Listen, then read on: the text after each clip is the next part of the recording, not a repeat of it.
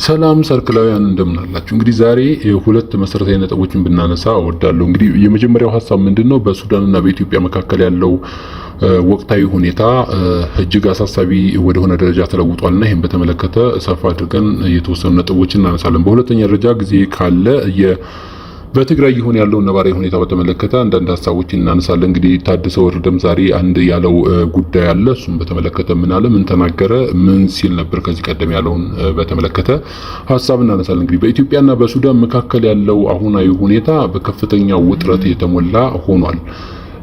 እንግዲህ የውጥረቱ ምንጭ ደግሞ ከሰሞኑ ያሉት የቃላት ጦርነቶች ናቸው። እንግዲህ በኢትዮጵያና በሱዳን መካከል ያለው ወቅታዊ ግንኙነት እጅግ አሳሳቢ ከመሆኑም በላይ ወዴት ሊያመራ ይችላል የሚለው በጣም አስቸጋሪ ነው የሆነው። እንግዲህ የሱዳን ጦር በድንበር አካባቢዎች ማለትም በኢትዮጵያና በሱዳን ድንበር አካባቢ ከፍተኛ ዝግጅት እያደረገ እና ጦሩን እያጠናከረ ይገኛል። ይህ ውጥረት ወዴት ሊያመራ እንደሚችል የሚያሳዩ እንግዲህ ወደ 10 የሚሆኑ ቁልፍ ጉዳዮችን ማንሳት ይቻላል። በዚህ ዙሪያ እንግዲህ 10 የሚሆኑ ማሳያዎችን ስናነሳ ከማሳያዎችን ከማንሳታችንም ባለፈ ኢትዮጵያና ሱዳን በቀጥተኛ ጦርነት ውስጥ የሚገቡ ከሆነ ወደ ቀጥተኛ ፍልሚያ የሚገቡ ከሆነ ጣልቃ ገብነት ሊከሰት ይችላልና እነማን ጣልቃ ሊገቡ ይችላሉ የሚለው በዋናነት መታየት መቻል አለበት። እንግዲህ የኢትዮጵያና ሱዳን ውጥረት መሰረት አድርገን 10 ማሳያዎችን ስናነሳ የመጀመሪያው ማሳያ የሚሆነው እንግዲህ ከሰሞኑ የተደረገው ነው። የአምባሳደር ጥሪና የዲፕሎማሲያዊ ፍጥጫ ነው። እንግዲህ ሱዳን አምባሳደሩን ከአዲስ አበባ መጥራቷና ኢትዮጵያ በግልጽ መወንጀሏ ግንኙነቱ ከቃላት በላይ ወደ ጦርነት ተግባራዊ እርምጃ መሸጋገሩን የሚያሳይ ነባራዊ ሁኔታ ነው።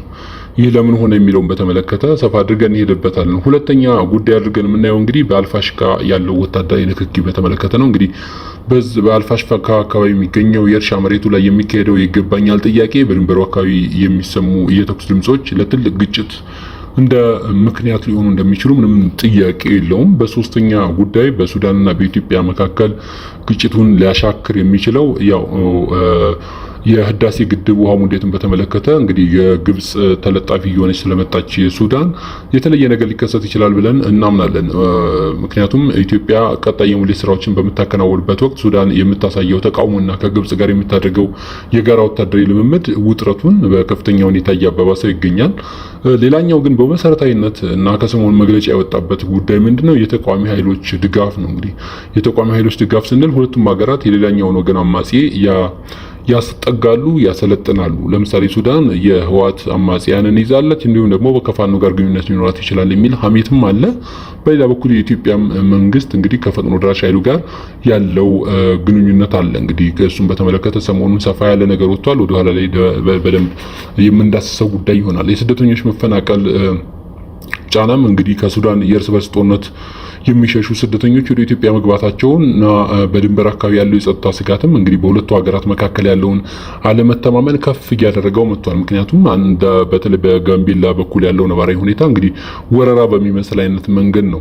በቤንሻንጉል በኩል ያለው በተለይ ከሱዳን እየተፈናቀሉ የሚመጡት በጣም በርካታ ግዛትን እየተቆጣጠሩ በጣም በርካታ ኢትዮጵያን ቦታና አካባቢ እየወረሱ ያለበት ሁኔታ አለ። ይህ ወዴት ሊያመራ ይችላል የሚለው ራሱን የቻለ ጉዳይ ነው። ሌላኛው የባዕዳን ሀገራት እጅን በተመለከተ እነማን ወደዚህ ጉዳይ በነገራችን ላይ ይገባሉ የሚለውን ሰፋ አድርገን እናየዋለን። እንደ ግብጽ ያሉ ሀገራት ከሱዳን ጋር ያላቸው ስልታዊ ትብብር የሁለቱን ሀገራት የድንበር ጉዳይ ወደ አህጉራዊ የቀጣና ቀውስ ሊለውጡት እንደሚችሉ ጥርጥር ያለው አይመስለኝም። እንግዲህ የኢኮኖሚና የንግድ መቋረጥም እንግዲህ በድንበር አካባቢ ያለውን የንግድ ልውውጥ መቆሙና የሁለቱ ሀገራት መንገድ መዘጋት ህዝባዊ ቅሬታንና የምግብ ዋስትናን ስጋት እየፈጠረ በመምጣቱ እንግዲህ ለግጭቱና ለውጥረቱ መካረር አንድ ራሱን የቻለ ምክንያት ተደርጎ የሚወሰድ ነው ማለት ነው። እንግዲህ የመገናኛ ብዙሃን የቃላት ጦርነት እንግዲህ ከሰሞኑ የታየው ማለት ነው። እሱ ደግሞ ሌላ ራሱን የቻለ ጉዳይ ነው። በሁለቱ ሀገራት የሚገኙ የመንግስትና የግል ሚዲያዎች የሚያሰራጩት የጥላቻ እና የጦርነት ቅስቀሳ የህዝብ ለህዝብ ግንኙነትን በተመለከተም እንግዲህ ሰፊ ነገር ይፈጥራል ማለት ነው። እንግዲህ ያው ጦርነት ከመጀመሩ በፊት የሚጀመረው ያው በፕሮፓጋንዳና በቃላት ጦርነት ስለሆነ እሱ ራሱ ወዴት ሊያመራ ይችላል የሚለው ሌላ መሰረታዊ ጉዳይ ነው። የቀጣናዊ ድርጅቶች ወይም ደግሞ ይሄ የምስራቅ አፍሪካ በይነ መንግስታት ድርጅት የሚባለው ኢጋድ ማለት ነው እንግዲህ እሱም ደካማ ሆኗል።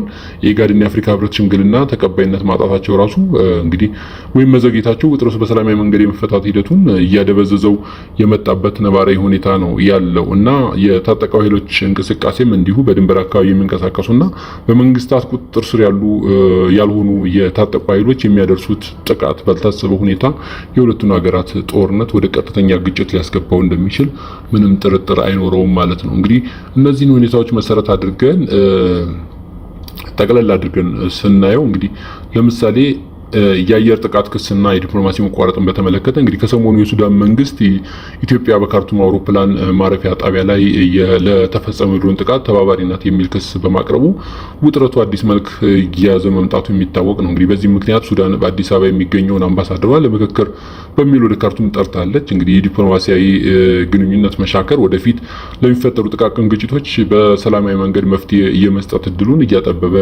መሆኑን የኢትዮጵያን የውጭ ጉዳይ ሚኒስትር በሰጠው መግለጫ እንግዲህ በትላንትናው ዕለት አረጋግጧል ማለት ነው። እንግዲህ የአልፋሽቃ ድንበርን በተመለከተ ይሄንንም ከፍ ሲል አንስተናል። በአማራ ክልልና በሱዳን መካከል የሚገኝ ለም የሆነ መሬት ነው እንግዲህ የሁለቱ አገራት ዋነኛ የፍጥጫ ቀጠና ሆኖ ቀጥሏል። እንግዲህ እንደሚታወቀው የኢትዮጵያ ለምሳሌ በአማራ ክልል በኩል ያሉ በተለይ አማራ ክልል አስተዳዳሪዎች በብልጽግና ስር የተሰለፉት ሳይሆኑ በአማራ ክልል ያሉ አማጺ ኃይላት ለምሳሌ አልፋሽቃን መሬት በተመለከተ አብይ አህመድ ለአልቡርሃን በስጦታ ያበረከተው ወይም ለሱዳን በስጦታ ያበረከተው እንደሆነ ያስባሉ። ነገር ግን ሆኖ ከፍ እያለ ሲመጣ እያደገ ሲመጣ የመንግስታቱ ግጭት መንስኤ ሊሆን እንደሚችል ምንም ጥርጥር የለውም። እንግዲህ ሱዳን ይህን አካባቢ ሙሉ በሙሉ ለመቆጣጠር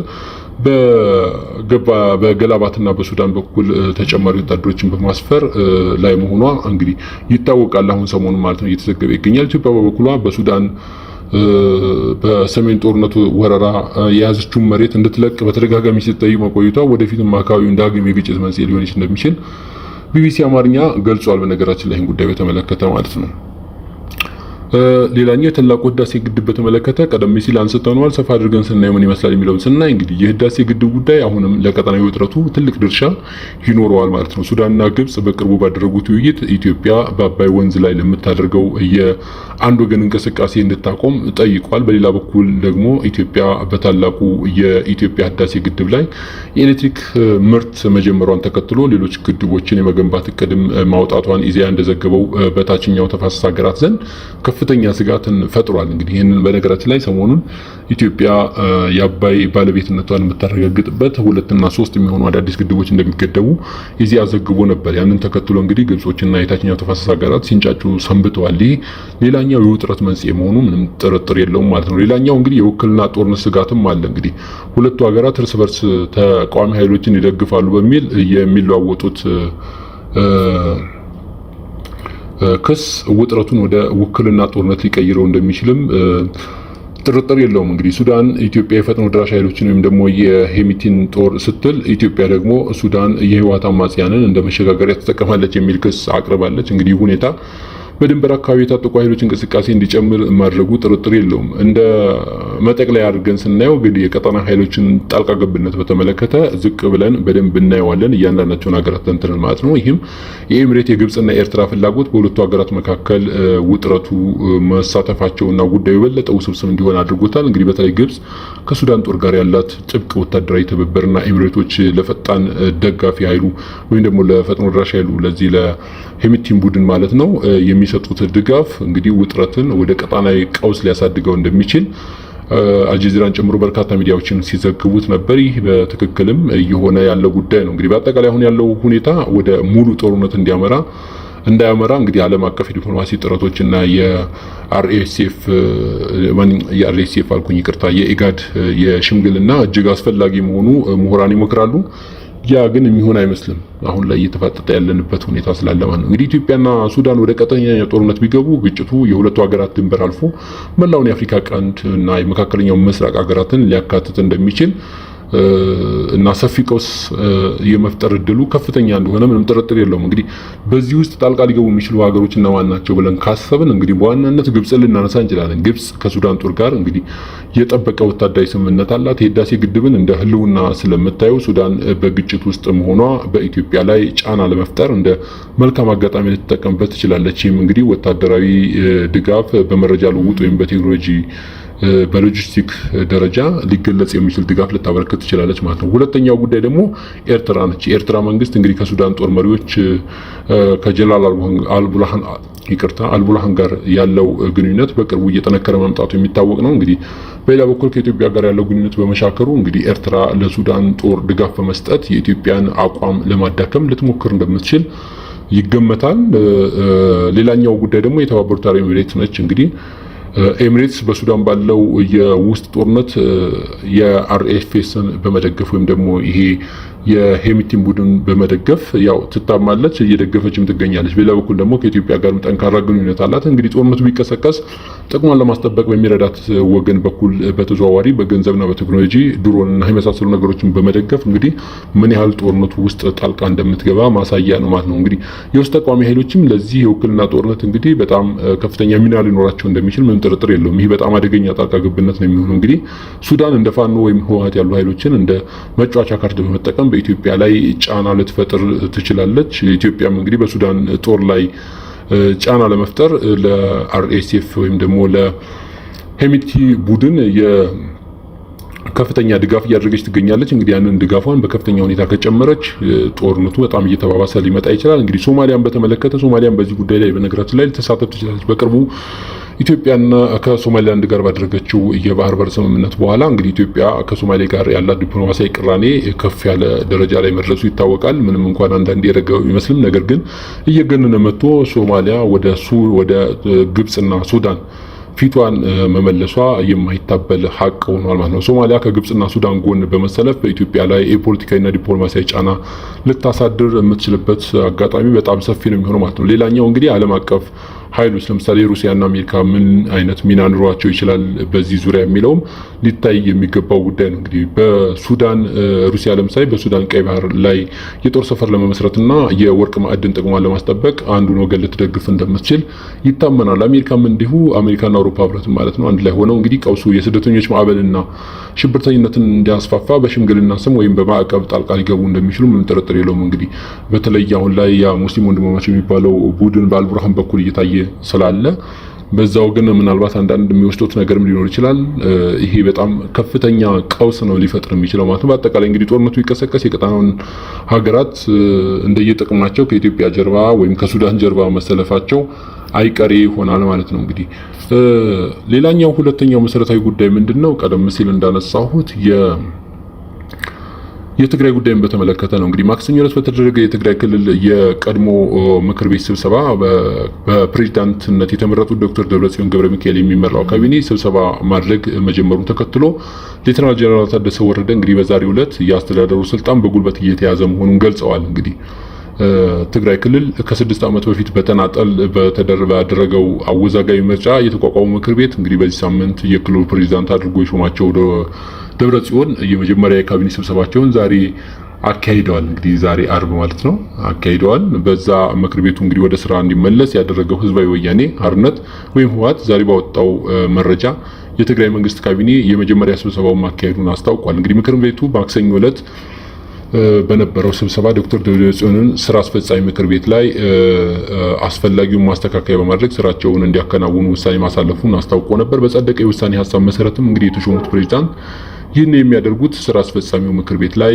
አስፈላጊውን ማስተካከያ በማድረግ ስራቸውን እየሰሩ እንዲቆዩ እስከ ቀጣዩ ምክር ቤቱ ምርጫ ድረስ መሆኑን ገልጾ ነበር። እንግዲህ ህወሓት ዛሬ በፌስቡክ ገጹ ባጋራው ምስል በዚህ ስብሰባ ላይ እንግዲህ የጊዜ አስተዳደሩ ምክትል ፕሬዝዳንት የሆኑት አማኑኤል አሰፋን ጨምሮ በሌተናል ጀነራል ታደሰ ወረደ ካቢኔ አባላት የሚሆኑት ባለስልጣናት እንግዲህ በስብሰባው ላይ በዛሬው ካቢኔ ስብሰባ ላይ ተሳትፈዋል። እንግዲህ ዶክተር ደብረጽዮን በምክር ቤቱ በፕሬዝዳንትነት የተሾሙት በፕሪቶሪያ ስምምነት መሰረት የተቋቋመው ጊዜ አስተዳደር እንግዲህ የሚመሩትን ሌተናል ጀነራል ታደሰ ወረደን በስልጣን ላይ ባሉበት ወቅት ማለት ነው ሁለት ፕሬዝዳንት አንድ ላይ በሚመሩት ክልል ውስጥ ማለት ነው እንግዲህ ፌዴራል መንግስት ደግሞ የሁለቱ ዓመት ጦርነት ያስቆመውን የግጭት ማቆም ስምምነት አፍርሷል በማለት የሚከሰው ህወሓት እንግዲህ በዚህ የተነሳ ጊዜ አስተዳደሩ መፍረሱን ገልጿል። በነገራችን ላይ በዛሬው ዕለት እንግዲህ ባለፈውም የማክሰኞ ዕለትም ጨምሮ ዛሬም በጀት ቅኝት እየተደረገ ይገኛል እንግዲህ መቀሌ ላይ ማለት ነው። ወደፊት ምን ሊፈጠር ይችላል አይዶን ነው። በጣም ከባድ ሁኔታ ነው እየተፈጠረ ያለው። እንግዲህ የፌዴራል መንግስት እስካሁን ድረስ የህወሓት ውሳኔንም ሆነ የክልሉ ምክር ቤት ወደ ስራ መመለሱን በተመለከተ በይፋ አስተያየት አልሰጠም። በዚህ ወር መጀመሪያ በፌዴራል መንግስት የስልጣን ቆይታቸው በአንድ ዓመት የተራዘመላቸው ፕሬዝዳንት ታደሰ ወረደ እንግዲህ በበኩላቸው ዛሬ ባሳሰቡት መሰረት ከፍ ሲል እንዳልኩት ማለት ነው ፕሬዝዳንት ታደሰ በጽሕፈት ቤታቸው የፌስቡክ ገጽ ባወጡት መረጃ ተመርጠናል የሚሉ አካላት ዛሬ በክልሉ ጊዜያዊ አስተዳደር የካቢኔ ስብሰባ አዳራሽ የካቢኔ ስብሰባ መጀመራቸውን ገልጸዋል። የካቢኔ ስብሰባ እየተካሄደ ያለው በጸጥታ አካላት ጥበቃ እየተደረገ መሆኑን ጠቅሰው እንግዲህ እነዚህ አካላት በአመራርነት የተመረጡት ችግሩ በውይይትና የጋራ መግባባት እንዲፈታ የቀረበን ጥሪን ወደ ጎን በመተው እንደሆነ በማንሳት ወቅሰዋል ማለት ነው። እነዚህ አካላት ወይም ደግሞ ይህ አይነቱ አካሄድ ይህ አይነቱ ውይይት ያስፈልገውም ይህ አይነቱ እርምጃ ተከትሎ ሊመጣ የሚችል ጉዳትና መዘዝ ለማስቀረት ሲባል መሆኑን አስረድተው እንግዲህ የካቢኔ ስብሰባ መጀመሩ የዛሬውን ቀን የቀጣይ አደገኛ መንገድ የጀመረበት ዕለት እንደሚያደርገው በመግለጽ እንግዲህ የጉዳዩን አሳሳቢነት አጽንኦት ሰጥተው አመላክተዋል ማለት ነው። በዚህም ምክንያት እንግዲህ ለሚከተለው መዘዝ ተጠያቂ የጊዜ አስተዳደሩን ስልጣን በጉልበት እየያዘ ያለውን ኃይል መሆኑን መግለጽ እፈልጋለሁ ሲሉም ጠቅሰዋል ማለት እንግዲህ በትግራይ በኩል ዛሬ ያለው መረጃ ይህን ይመስላል። ሰርክላውያን ስለተከታተላችሁ እናመሰግናለን።